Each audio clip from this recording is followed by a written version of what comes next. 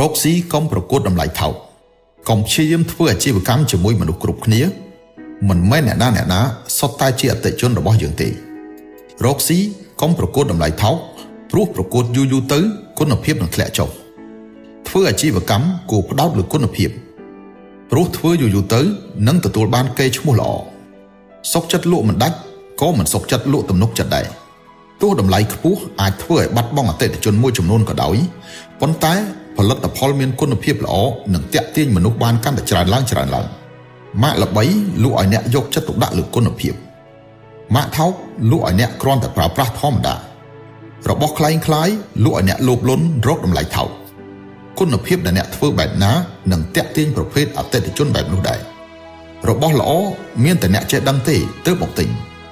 រក្សាគុណភាពបន្តិចម្ដងទីបំផុតអ្នកនឹងជួបមនុស្សដែលទទួលស្គាល់តម្លៃរបស់អ្នកផលិតផលលក់បានមិនមែនដោយសារតម្លៃថោកនោះទេគឺដោយសារទំនុកចិត្តទំនាក់ទំនងយូរអង្វែងពឹងលើទំនុកចិត្តធ្វើឲ្យអតិថិជនត្រឡប់មកទិញម្ដងហើយម្ដងទៀតនេះទើបជាអាជីវកម្មដ៏វៃឆ្លាតពិត